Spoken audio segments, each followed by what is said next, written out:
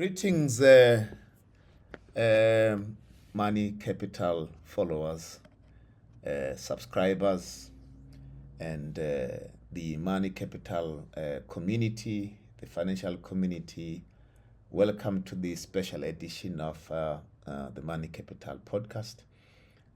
Our cameras were in Eswatini, in the Kingdom of Eswatini, just recently, where we attended the number 43 60th celebration. So it was the 60th celebration of number 43. For those who are in the know, they tell us that number 43 is this very special house in the history of our liberation struggle in the Kingdom of Eswatini. The story goes that Gogo Masilela, as well as Mkulu Masilela, the parents of Mr. Elias Masilela and his brothers and sisters, assisted in hiding our comrades who were fleeing South Africa at the time. This happened in the 60s as well as 70s and 80s during the height of the liberation struggle against the apartheid regime. The likes of former Minister Lindiwe Zulu, former President Jacob Zuma, former President Thabo Mbeki were some of the people who were hidden in this house, and then they were deployed to their various missions across Southern Africa as well as inside the country from number 43 Crowley Street. So you can see that this is a very important house in the history of our liberation struggle, as well as in the heritage of our liberation struggle in South Africa, and then certainly across the SADC region. So we took the trip to Eswatini. It's an annual pilgrimage from all over South Africa, where we go to pay respects to the heroic acts of Gogo Masilela as well as Mkulu Masilela. Over and above that, and what is important, is that during one of the meetings at this celebration, we had one Bonang Bohale, well-known South African businessman, commentator, currently the you can call him a business activist, who really challenged us to think very, very deeply about the state of our nation, South Africa, that is. To think very, very deeply. He agitated us to not accept the status quo of mediocrity, not to accept the status quo of the high unemployment rate, not to accept the status quo of a South Africa that is, shooting way, below its potential. We want a South Africa that is going to punch, in accordance with its potential to be this great nation on the African continent and certainly across the globe. And Mr. Bonang Bahale challenged us, and our cameras were there rolling, and they captured, this his agitation of all of us as leaders of this country, as business people. You can be a leader wherever you are in our country, and I'm sure you're going to be challenged as well to do something about, in your own corner there, do something about the state of our nation. We have now learned over the past 30 years that we can't leave the fate of our nation to the politicians. We now know that. All of them in that parliament, and certainly those who are in the executive, we now know that we can't leave the fate of our future generations in their hands. Each and every one of us must do something to change the lot of the more than 60 million people as South Africans, and certainly those who are disadvantaged, Certainly the 60% of the youth that are currently languishing in the streets, they do not know where to go to look for employment. We must do something, all of us. And certainly I was one of those people who were, challenged. So I am doing something through this platform. I'm going to be agitating for change in our country through this platform. So join me as we embark on this journey of empowering South Africans, empowering the youth of our country to find their space in the South African sun.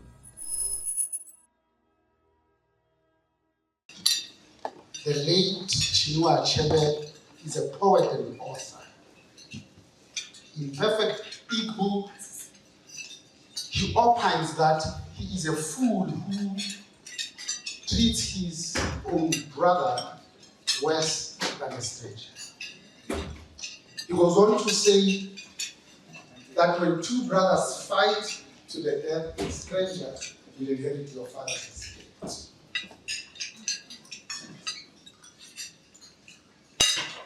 That a brother that has made a mistake needs to be saved, not blamed. On the State of the Nation address, and we say it as if it's a badge of honor that we've increased that number to 28 million. COVID has shown us flame. At that very moment, we opened up the social relief to distress grant package. 40 million people applied, 10.5 million were granted.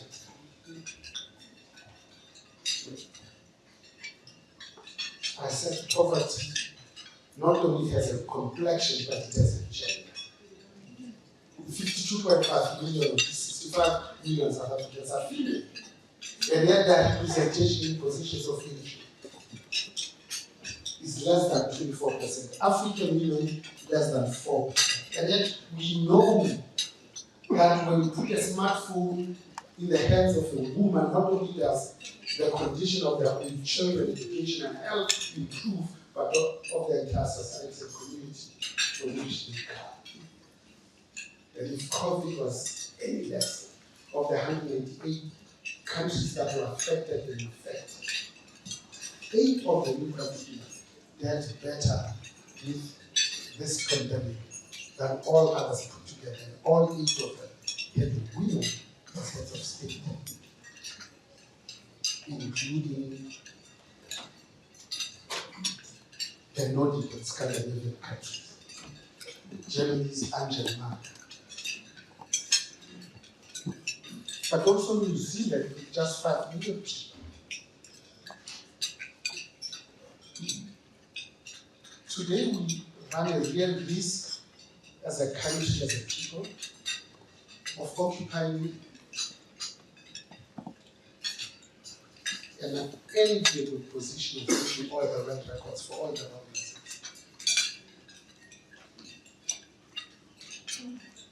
Today we are the most unequal society in the world. In 2010, the Gini coefficient of 0.63, we took over from Brazil. We took over a lot of things from Brazil in 2010.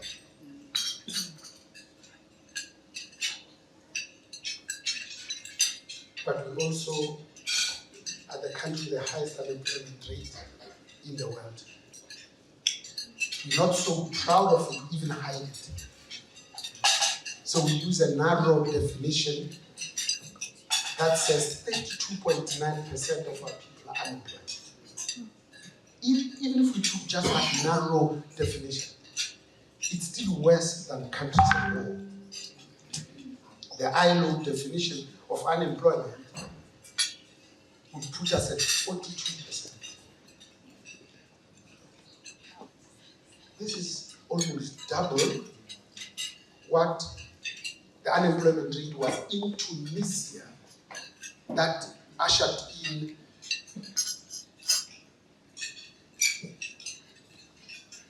the revolution that changed 5 heads of state that started in Tunis with that self-immolation, and we called it the Arab Spring.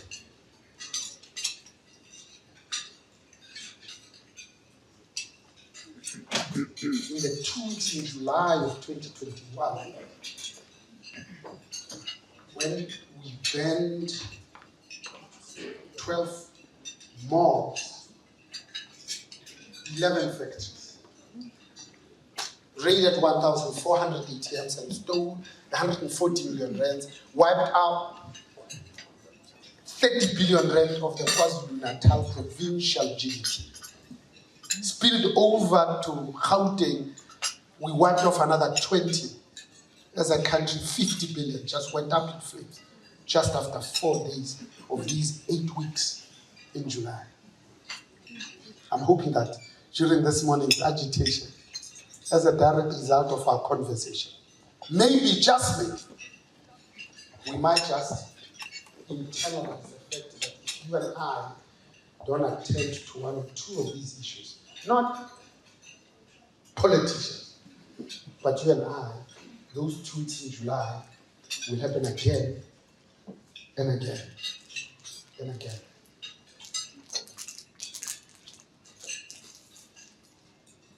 Today we stand accused of being probably the only African country that ever became free from colonialism and didn't do the things that the rest of the continent did. 1.4 billion of us, 55 countries if I include South Sahara, that speak 3,000 languages with a continental GDP of 3.47 trillion US dollars. One is we didn't exponentially increase the education level of our own people. Two, we didn't increase the ownership of the economy by the indigenous people by at least double digit. Even Gabriel Robert Mugabe in Zimbabwe at least managed those two. Now today will be the first country to be free from colonialism, and after only 30 years, we handed over voluntarily power to our colonizers, oppressors, and racists. You see, history teaches us that white people anywhere else in the world have never voluntarily given up privilege.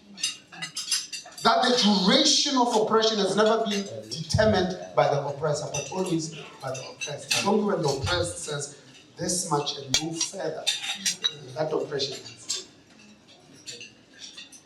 But today now we go to them to ask for permission as to what is our way forward. We even go and account to their master after they've reported us about this misinformation and disinformation. And we go and say, we are a small country, please.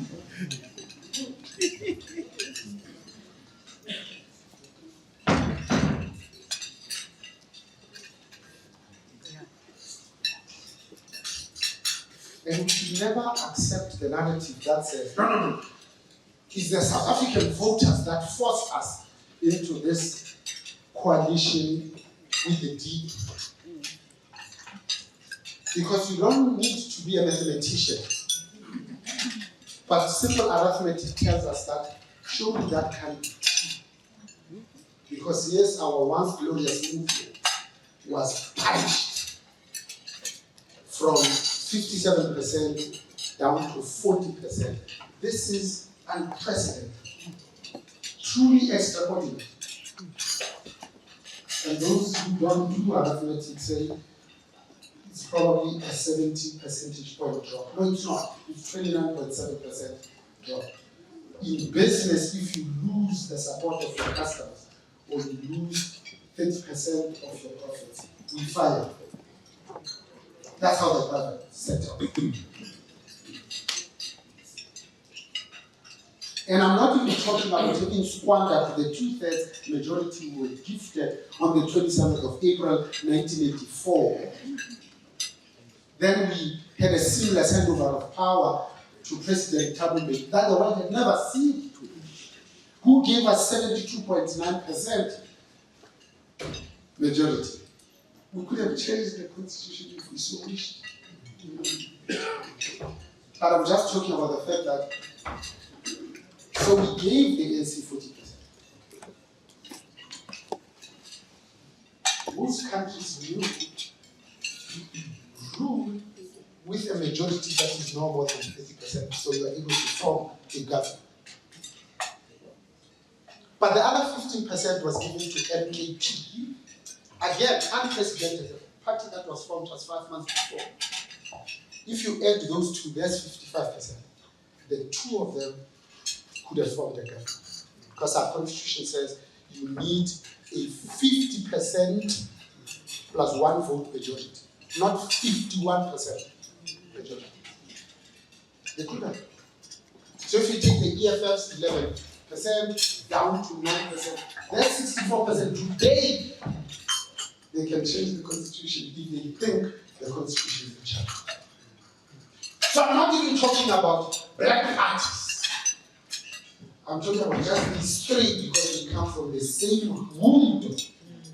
They want the same thing. The very same thing that led to the formation of the ANC in 1912. When the union was formed and the only people that had the franchise were African people. This was reiterated on the 27th of June 1955 in Cape Town when we formed the Freedom Charter with the 10 principles. And the 9th says that the land shall belong to those who work it. And we celebrated that we now a people that have a project of nation, of creating this notion of social cohesion, creating common purpose, greater good.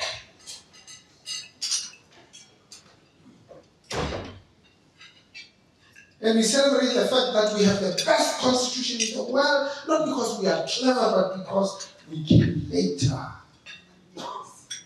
And our constitution is the best in the world, not because of what's contained in the 198 chapters of the main body of the constitution. It's the best because of the one page of preamble that starts with the words, we, the people.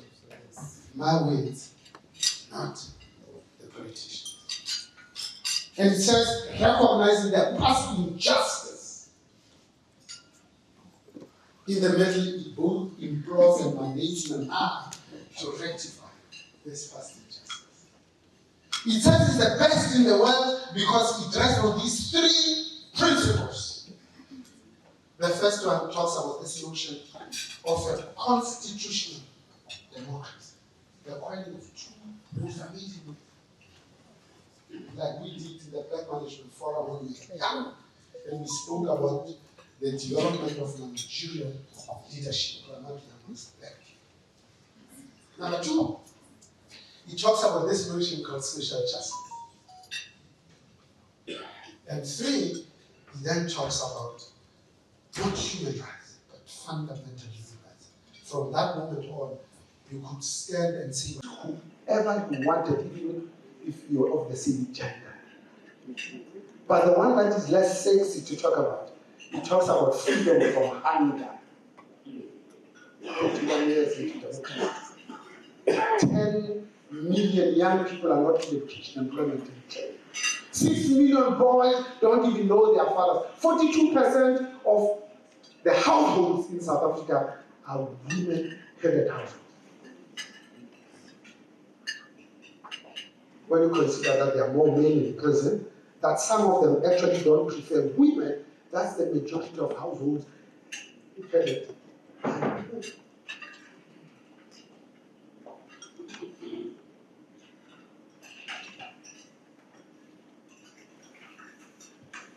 It's an agitation that was it's a dialogue.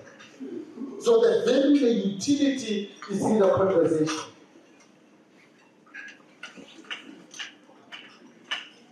But maybe you don't be complete to say, why don't I proffer what could have happened after the 29th of May 2024? When you look at this constitution, you look at the Freedom Charter, and you look at the formation of the ANC 1912, we were really only looking for two things and two things only. Number one, on the one hand, talking about improving the quality of life of the majority of our people. On the other hand, get a better life for all, not just for the That's all. But today it is fair to say that dream is still unreal. This national democratic project has not been achieved.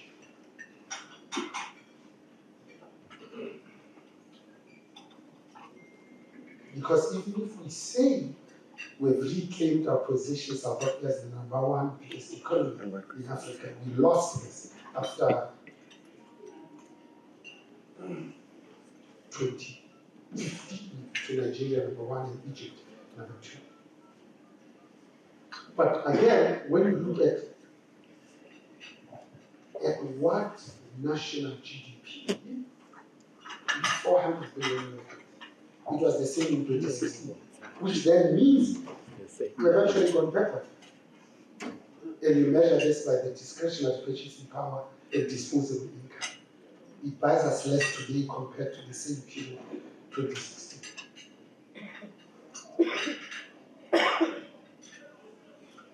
So what should have happened?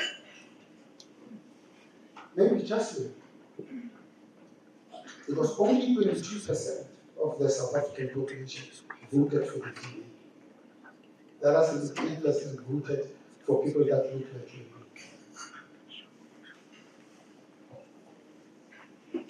Most mergers and acquisitions die at the point where the 3-4 companies in the room, or even if just 2 of them, get to the point of who's going to be boss. And the best way to deal with that is to go back to fundamentals. In leadership, we call that a strategic planning process. And we say structure follows strategy. So you never start with the people, you start with what needs to be done. So let's end with what is needed to be done. Number one,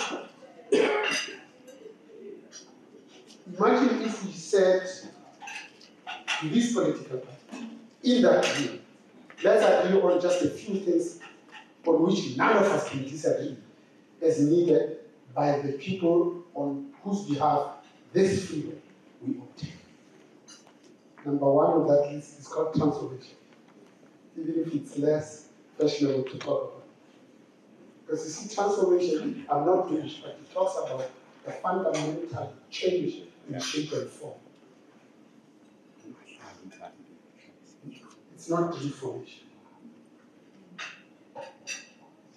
Transformation is a metamorphosis. Because together we're creating a future that bears no resemblance to the past that we're replacing. It's a pupa that becomes a butterfly, and it looks nothing like the butterfly that it is replacing. It's the little tadpole that becomes an ugly frog, and the two don't even look the same. Reformation is a chameleon that looks brown when it's in rocks and green when it's in foliage, but there is no fundamental change in form.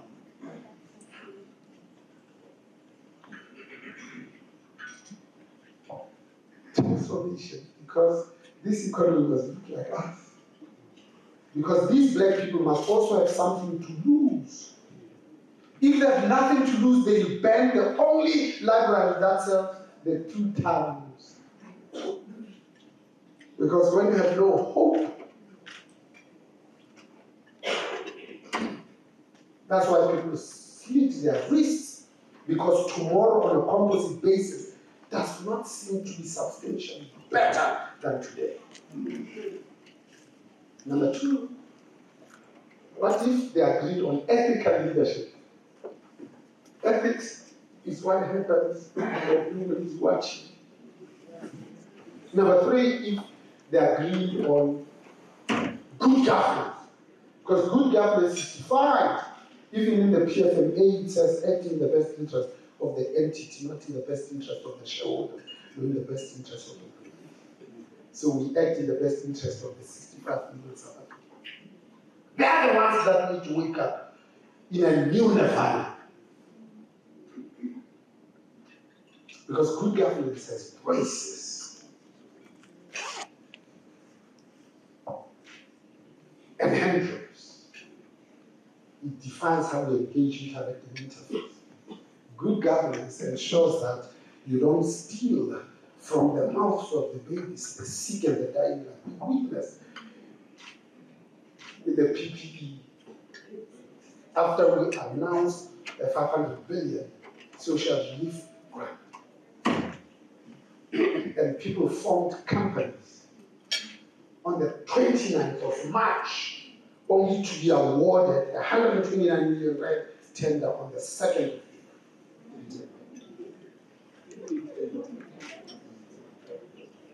The penalty mechanism. Imagine if they agreed on service delivery. Because that chapter 198 of the Constitution is the job description of the politician. That's why you become a public servant. To do what? To deliver service to your own people. You see, you have to love your people to lead them. The last one, how about law and order, safety and security? Because South Africans are not safe. And we understand if they are not safe, walking on the street because they are exposed, but they are unsafe, sleeping in their own homes, in their own beds. Each time we release the crime statistics, the contact crimes are the ones that are increasing. These are the house robberies and murders. They blow your brains out because they want yourself. Everywhere else in the world, every major city in the world, when you hang a camera around your neck, and your iPhone is protruding, they might take it. But they don't kill you to take it. Because they want you to go and work so that you get another one, so that they can catch you again. Let me just close with two anecdotes before I shut up. So it is that quickly, at a time like this, ascended a stage that looks pretty much like this one, and reminded us that slaves were not allowed to play the white keys of the piano. That all the Negro spirituals were composed using only the black keys. And he went on to render that amazing classic, amazing grace, composed with only 5 black keys. Today, you and I have much more than just 5 black keys. We've got systems and processes in the government that looks like us. We should be able to imitate the 9 million young people that come to bed, not knowing what is it that they need to eat that very day. Because Edward Kisbecker collects on average in the last 10 years 1.4 trillion South African rands. In the last 36 months, he's been banking 2 trillion rands. That's almost the entire market capitalization of the PIC. So if you divide, not the 2 trillion he banked in the last 36 months, to be fair, the 1.4 billion that he's been collecting in the last 10 years, you divide that by 65 million South Africans, there's no reason why any of us should be hungry. None whatsoever. Because South Africa is not a poor country, just poorly managed. Harriet Tubman is a slave abolitionist. She reminds us when she opens that I have personally freed 1,000 slaves, I would have freed 1,000 more. They knew that they were slaves. Joshua Ngombo says something that relates into my life is that it is possible for a nation to attain its political liberation without its people being free. Mikhail Gorbachev, who gave us Glasnost and Perestroika, when the iron curtain went up and the wall came down, says we knew that the party was over when all we could do